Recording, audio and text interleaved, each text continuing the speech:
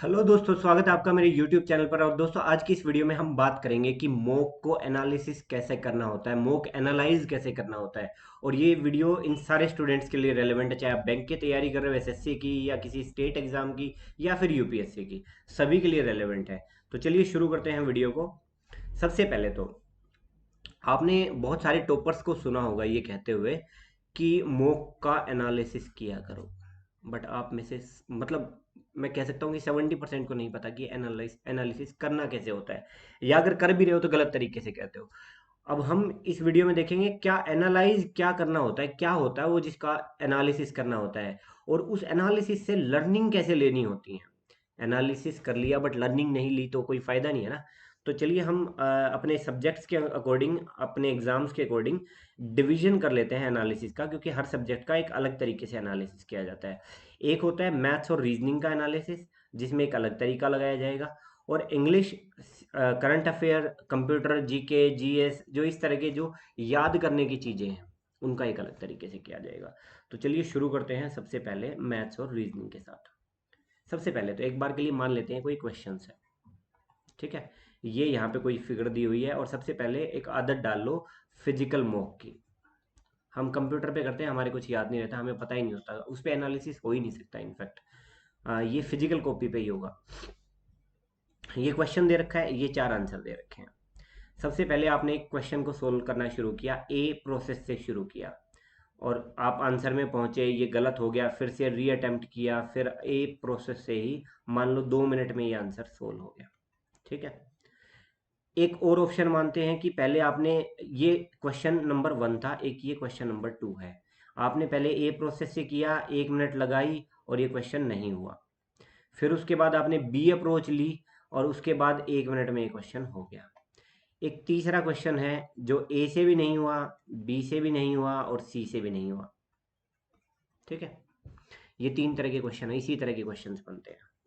सबसे पहले तो आप ये देखोगे कि आप एनालिसिस में क्या चेक करोगे कि जो प्रोसेस है ना क्वेश्चन को सोल्व करने की, ए प्रोसेस या बी प्रोसेस या सी प्रोसेस, आपने सबसे पहली बात कौन सी ली, क्या वो इफेक्टिव थी। नहीं थी तो अगली बार से वो ए प्रोसेस उस क्वेश्चन के लिए, उस टाइप ऑफ क्वेश्चन के लिए नहीं लेनी है, डायरेक्ट बी पे जंप करना है। और दूसरा, ए पे अगर अटेम्प्ट किया तो आपकी क्यों गलती हुई, ये कैलकुलेशन की वजह से थी, ये फॉर्मूला की वजह से थी, या जो ये जो ए प्रोसेस को फॉलो करते हुए प्रोसेस में ही कोई गलती कर दी आपने। मतलब ए से आंसर तो निकल गया था आपका, बट इसमें ये जो टाइम लगा है ना, ये क्यों लगा, और ये नेक्स्ट टाइम नहीं लगना चाहिए। This is analysis. दूसरा, एक इस जो सेकंड क्वेश्चन पे पहले ए लगाया और फिर आप बी पे स्विच किया, एक आगे से आपको नहीं लगाना है, ये एनालिसिस होता है। तीसरा क्वेश्चन ये है, ना ए से हुआ, ना बी से हुआ, ना सी से हुआ, इसका मतलब क्या है, ये टॉपिक आपको नहीं आता। अगला मॉक लगाने से पहले इस टॉपिक को जबरदस्त तैयार कर दो, ऐसा तैयार कर दो कि आगे से ये क्वेश्चन तो आपका गलत ना हो, ये टॉपिक तो आपका गलत ना हो। चलिए अभी नीचे देखते हैं, प्रोसेस सोल्व करने की सही है या नहीं है, इंप्रूव करने की जरूरत है, इंप्रूव करो, हर क्वेश्चन को देखो। और सिर्फ गलत क्वेश्चन को एनालाइज नहीं करना होता, सही क्वेश्चन। मान लो 3 मिनट लगा के अगर कोई क्वेश्चन सोल्व किया है तो कोई फायदा थोड़ी है वो। 1 मिनट में होने वाले क्वेश्चन के ऊपर आपने 3 मिनट लगा दी। तो टाइम देखना है। मिस्टेक क्या करी है, एक क्वेश्चन के ऊपर एक प्रोसेस लगाई है आपने, उसमें 2 बार गलती करी, किस चीज की गलती थी, कैलकुलेशन की गलती थी, फॉर्मूला की गलती थी और प्रोसेस की गलती थी। तीनों में से जो भी गलती थी उसको इंप्रूव करो पहले। उसके बाद ये देखो कि कौन सा सेक्शन है दोस्त जो ज्यादा क्वेश्चन गलत करवा रहा है। मान लो मैथ्स है, आपको पता है हर बार आपका कंपाउंड इंटरेस्ट का क्वेश्चन अटक रहा है, तो अगला मॉक लगाने से पहले कंपाउंड इंटरेस्ट को इतना अच्छे से तैयार कर लो कि कंपाउंड इंटरेस्ट का क्वेश्चन ना अटके, ठीक है। सेम रीजनिंग का, आप मॉक पे मॉक लगाते जा रहे हो और आपका हर बार मान लो कि सिटिंग अरेंजमेंट गलत हो जा रहा है, तो यार हर बार अपने आप को ये क्यों बता रहे हो सिटिंग अरेंजमेंट नहीं आता, पहले एक बार सिटिंग अरेंजमेंट के 40-50 क्वेश्चन कर लो, उसके बाद मॉक लगा लेना। तो ये जो है ना, सेक्शन ढूंढो कि क्या सेक्शन आपका स्कोर खराब कर रहा है, और अगला मॉक लगाने से पहले उस सेक्शन को तैयार कर लो। इसको बोलते हैं दोस्त एनालिसिस, इस तरह करना है आपको एनालिसिस। अब चलते हैं अगले टाइप के एनालिसिस पे। English, current affair, computer, GK, इसमें जनरली ये माना जाता है इंग्लिश को छोड़ के कि जो आपको याद है वो याद है। तो सबसे पहले तो क्वेश्चन अगर गलत हुआ है तो क्यों गलत हुआ उसका रीजन ढूंढिए, चाहे वो इंग्लिश का है, करंट अफेयर का है, कंप्यूटर का है, जीके का है। कौन सी आपकी कंसेप्ट गलत थी जिसकी वजह से आपका गलत आंसर गया। भाई चाहे वो इसकी हो, इसकी हो, इसकी हो या इसकी हो, क्यों गलत हुआ, उस रीजन पे जाइए, उस कंसेप्ट को समझिए और उस कंसेप्ट को बुक में जाके समझिए कि आगे से वो कंसेप्ट गलत ना हो। क्योंकि ह्यूमन माइंड ना एक ही तरीके से काम करता है। अगर आज आपने ये गलत अटेम्प्ट किया ना, तो पेपर में आ गया तो वहां पे भी गलत ही अटेम्प्ट करोगे आप। सेम यहाँ पे है, विच एरिया इज वीक। क्या आपका इंग्लिश के अंदर क्या गलत हो रहा है। जैसे अब एग्जांपल उठा लेते हैं पहले इंग्लिश को।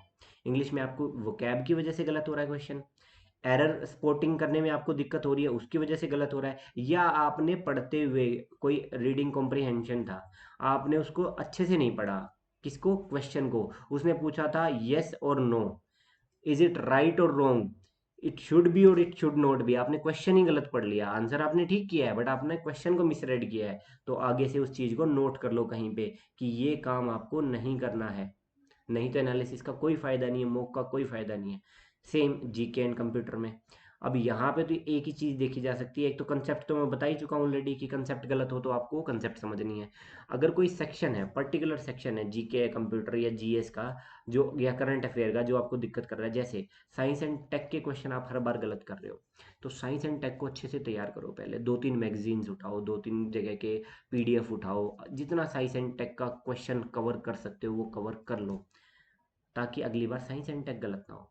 अपॉइंटमेंट गलत हो रही है, अपॉइंटमेंट आपको याद नहीं रहती, स्पोर्ट्स की एक्टिविटीज आपको याद नहीं रहती, बैंकिंग के आपके क्वेश्चन याद नहीं रहते, पर्सन इन न्यूज आपको याद नहीं रहता, क्या गलत हो रहा है पहले वो ढूंढो। क्योंकि जब तक आपको यही नहीं पता कि आपकी कमी क्या है, कैसे इंप्रूव करोगे इसको। इसके बावजूद आपके कोई और डाउट है ना दोस्तों, कमेंट सेक्शन में मुझे बता दो, हो सकता है मैं वो कोई एस्पेक्ट आपकी हो और मैं वो कवर ना कर पाया हूँ, तो अगली एक और वीडियो ले आएंगे, एक पार्ट और ले आएंगे इस वीडियो का। और इसके अलावा आप में से आधे से ज़्यादा लोग एनालिसिस इसलिए भी नहीं कर पाते कि वो गलत कर रहे हैं, अटेम्प्ट ही गलत कर रहे हैं मॉक का।